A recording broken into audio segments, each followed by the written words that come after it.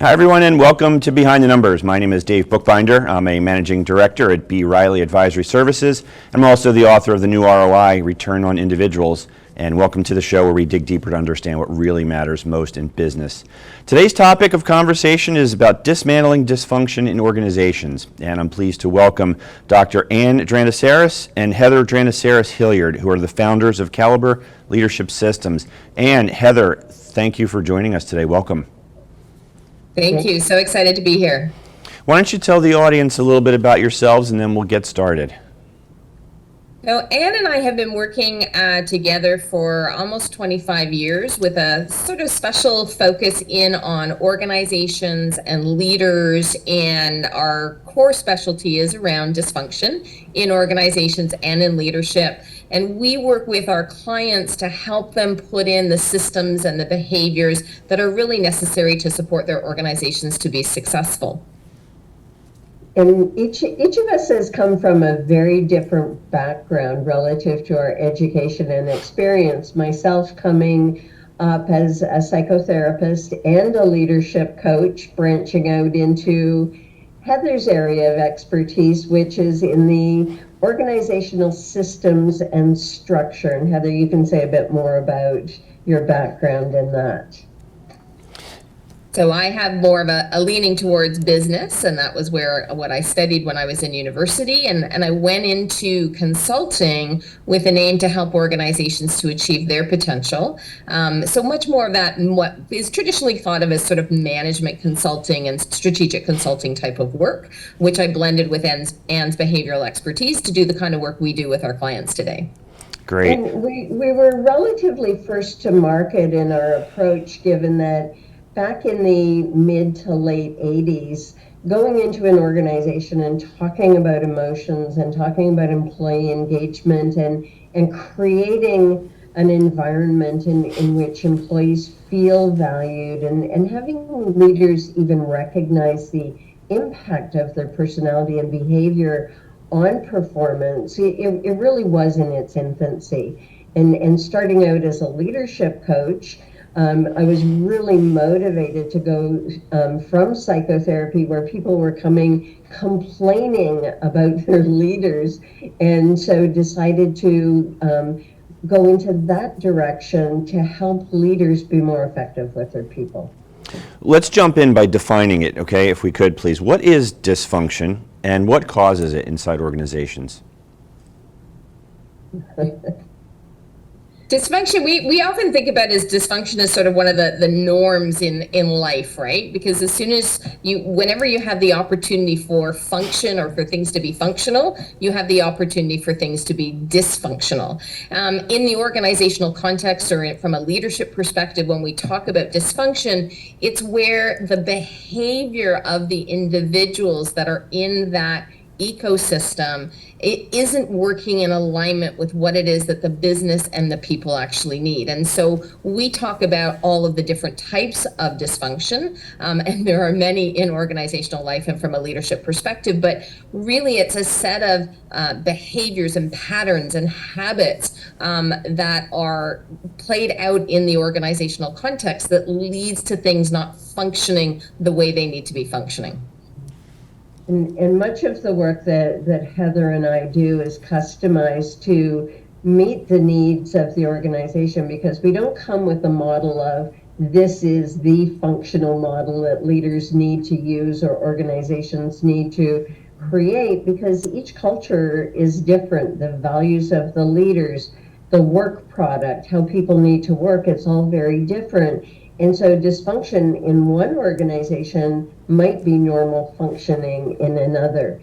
But we look more to the leaders and how their behavior is impacting the performance of people and the organization, and in particular when normal functioning or successful functioning has not been defined. When we talk about leadership, I know you both have spoken about the fear of leading and something that you call permissive leadership. Can you talk a little bit about that, please? We love this conversation. In fact, I was just with a client the other day and we were talking about the degree to which permissive leadership is at play. And essentially what it is that when, we started off with a leadership model decades ago that was much more autocratic and people were fearful of their leaders who were very authoritarian in their approach. And we sort of swung the pendulum over to where, leaders were told that they had to keep their employees happy and they had to be really collaborative and consensus oriented and all of these other pieces. And where we found ourselves as leaders in most of our client organizations where they are not leading, and they're certainly not leading with any form of authority. They are too afraid to say to their employees, this is what's expected of you, or to say to their employee, no, don't do it that way. I want it done this way, and this is what I expect of you. And so we have this level of permissiveness that's creeped into organizations where employees are defining for themselves and feel entitled to be able to do so, what it is they're going to do, how they're going to do it. I mean, we have examples from clients where employees are saying, well, that's too soon of a deadline for me. I want an extra week to get that done. And so the leaders don't know how to handle it. They don't know how to go in and direct their employees and really hold them accountable. And so we see this fear, their fear of actually being leaders and leading with any form of authority is a major challenge in organization that leads to a lot of dysfunction.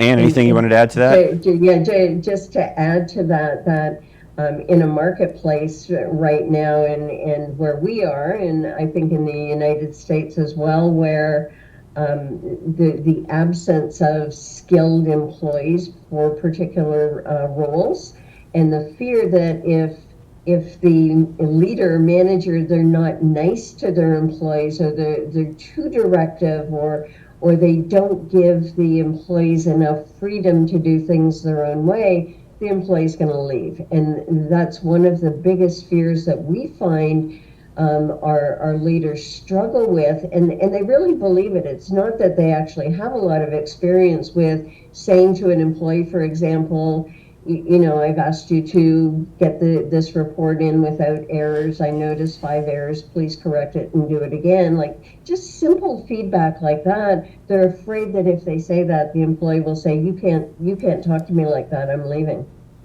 And so it's so exaggerated, this fear that they have. I just want to add to that. We're talking at all levels of the organization. I mean, we have CEOs that are permissive, where they do not even direct the members of their executive team around performance expectations. And we have one client, for example, that they've got a lower tier leader who's basically setting their own work plan without having to report into the executive team or having the executive team provide any direction to this individual, because this leader is so permissive and doesn't want to interfere what they deem to be someone else's area of expertise. So this isn't just sort of mid-level management challenges. These are executive level challenges. And as soon as you've got an executive team that's being permissive, it permeates all the way down through the organization. Yeah, and Heather, for folks who are watching or listening and want to learn more about you or how they might work with you, what's the best way for them to reach out? Our website is Dranitsaris-Hilliard.com, and it pretty much links to all of the different aspects of our work that we do with organizations, with individuals, and all of our resources and books that are available to folks. All right. Rather than go down a rabbit hole here, we're going to take a quick pause. So you folks back in the production studio there, we're going to take a break here.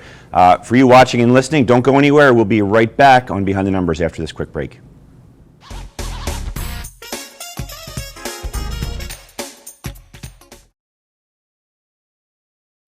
Aloha! Joe Silva here with Kukua Technologies.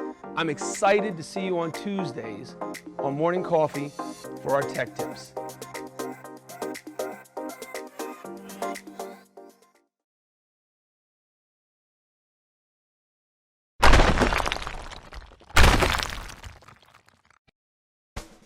Let's face it, lawyers get a bad rap. I'm Erin Brucey, host of Legal Breakdown, where we dissect legal topics for the everyday viewer, with a mix of interesting guests to talk about current events and hot legal topics. Let's work together to make the law accessible and relevant to everyone. Catch us every week on RVN Television.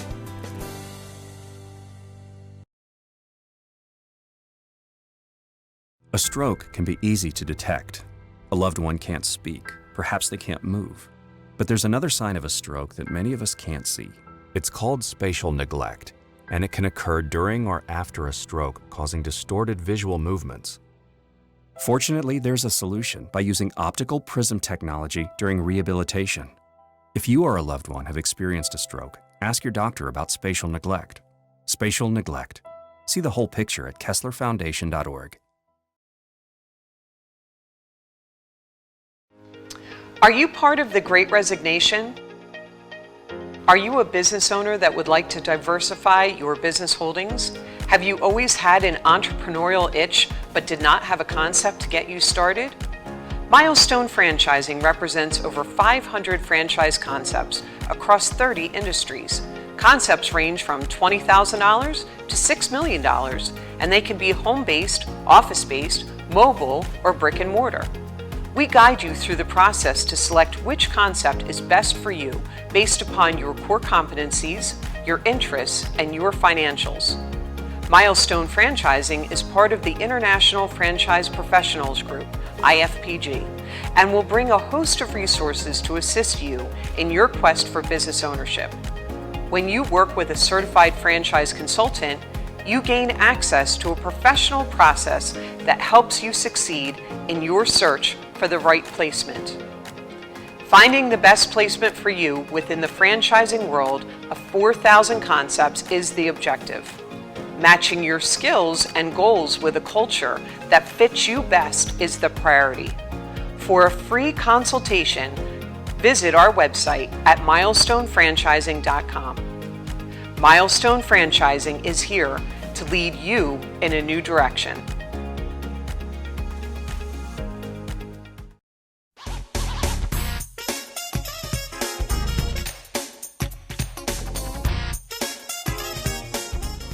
And welcome back to Behind the Numbers. I'm Dave Bookbinder, and today we're talking about dismantling dysfunction in organizations with Dr. Ann Dranitsaris and her daughter, Heather Dranitsaris-Hilliard. Welcome back for round two. Ladies, I want to jump right in here and talk about a topic that, interestingly enough, it's always in our I guess, awareness, but I've had several conversations with leaders this week who've actually brought up the topic of imposter syndrome. Can you talk about what that is and how leaders can overcome that?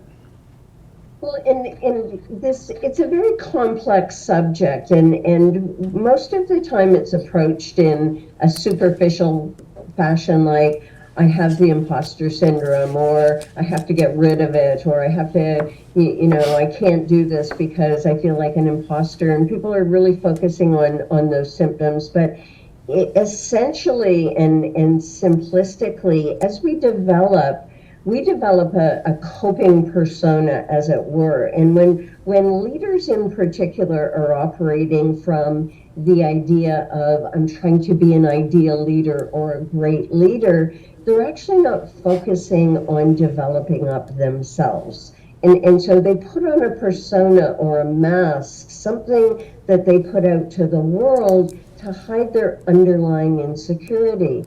And what it does is it causes a lot of emotionally driven behaviors, a lot of coping and compensating, because they're not actually addressing the issue that they haven't really developed up emotional intelligence, self-awareness, and those really concrete skills that they need to lead people.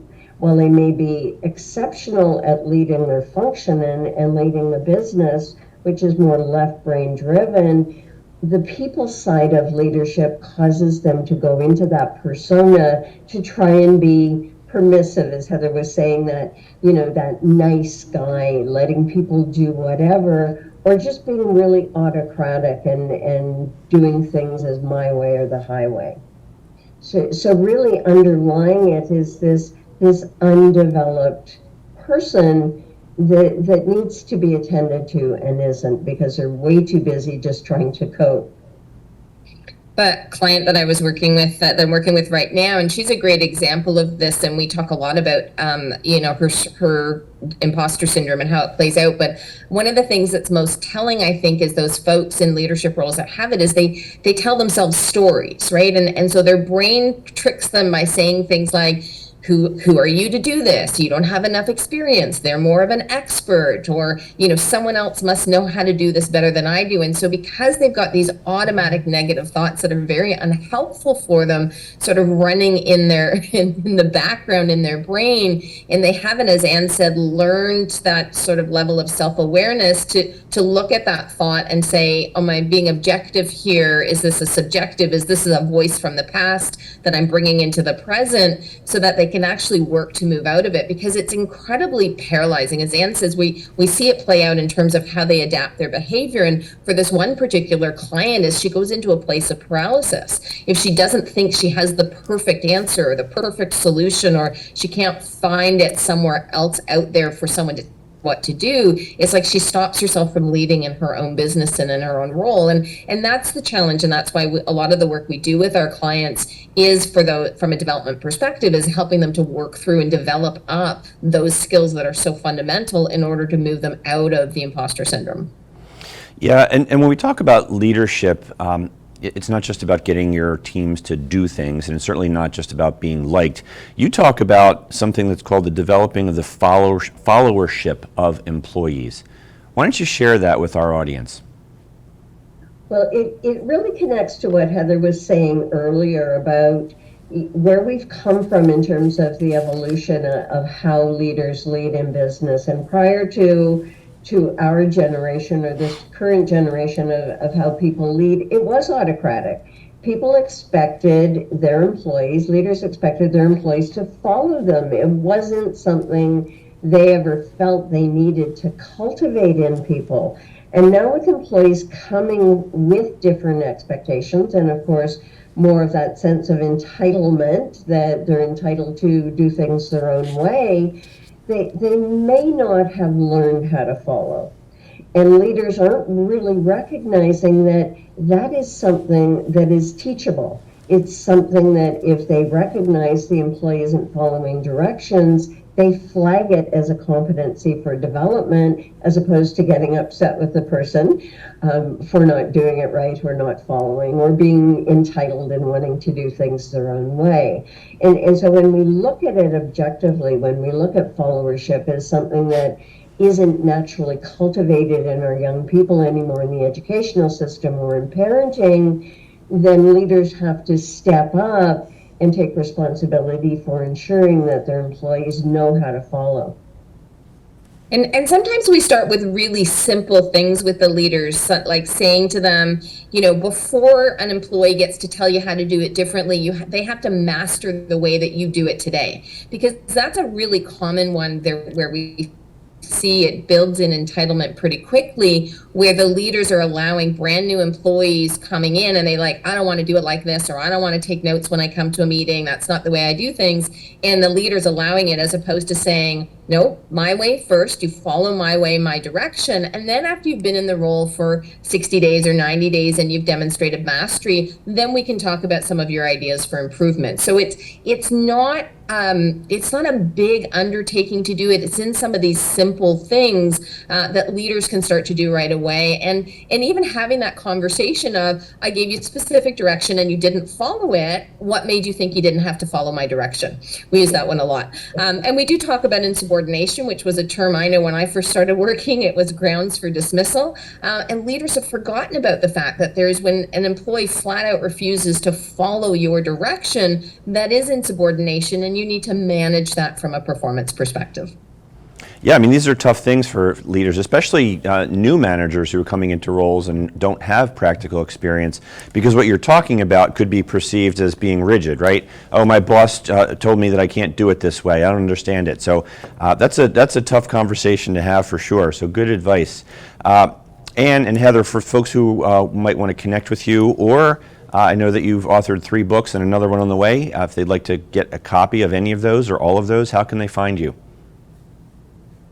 So our website is probably the best place to find everything. Our access to our books is Dranitsaris-Hilliard.com. All of our resources, our podcasts, Dismantling Dysfunction, as well as a way into all of our videos, learning videos that we have available on our YouTube platform as well. All can be found by just going over to Dranitsaris-Hilliard.com. Yeah, and definitely. Of course, to find our books, all of our books are available on Amazon.com or Amazon.ca, whichever country one happens to be in. Great, and definitely check out that website because there's an interesting backstory here about this mother-daughter team that we're not going to have time to get into here, but it's definitely worth a good read, so do check that out. And Heather, I want to talk a little bit about, we'll call it getting inside the numbers, if you will, and talking about business value and connecting the dots between leadership skills and the impact on the value of a business. Talk about the limitations of leaders and how that impacts the business. And just so you know, we're coming down to the last couple of innings here, about 5 minutes to go. Well, what we've been talking about throughout our conversation today is leaders right out of the gate being directive, because the most efficient and effective way of getting one's desired results in an organization is defining them and communicating them effectively. Organizational silos can be created that create conflict between people in the organization, causing retention issues. And it's not just the productivity that becomes inefficient or ineffective, it's actually employees don't get that opportunity to really develop up and master their skill set. And so the value of the employee to the organization it doesn't move along in that same way that it might when a manager leads to expectations. So that's, excuse me, that's just very simply put one of the things that we flag around decreased productivity, increased conflict, decreased satisfaction with the job, presenteeism, absenteeism. These are all of the things that we find in organizations when leaders are being excessively permissive with their employees. Yeah, Heather, and anything? That impacts the bottom line. Yeah, for sure. Heather, anything you'd like to add to that? I think we've lost Heather. I think we've lost Heather. Okay, and so just one more quick question here before we wrap then. I want to talk about micromanaging. You kind of hinted around it when we talk about the idea of leaders telling new employees, do it my way first before we can change. Is that micromanaging, and how can leaders get out of that micromanager mode, and how can they even frankly be aware that they are one? In our book, So You Think You Can Lead, we outline the 4 stages of performance development. And when leaders and employees look at performance through stages, they recognize that being directive is very different than being a micromanager. Being directive means that you set the expectation for how something is done because you're the expert. Micromanagement actually comes out of anxiety. And when we talk to our clients about it, they clearly recognize the difference because they're not hovering over their employees because they're anxious about the employee not being able to do something. They want to make sure that their employee has everything that they need and there's been clarity around expectations so that they'll be successful at their job. And without being directive, they decrease the ability of the employee to be successful. And so the likelihood of an employee having to redo something if you're not being explicit and directive as a leader increases. So that's the difference. A micromanager hovers. It's their need to be in control. Their fear that the employee isn't going to meet their deadline for whatever reason. It has more to do with that individual than an actual leadership style. And so giving that language, changing that language to, I'm not micromanaging you, I'm being explicit in my instruction. I'm giving you direction and clear expectation. That's a great actionable tip. And on that, and unfortunately we are out of time, I want to thank you and of course Heather for joining us today on Behind the Numbers. Well, thank you so much.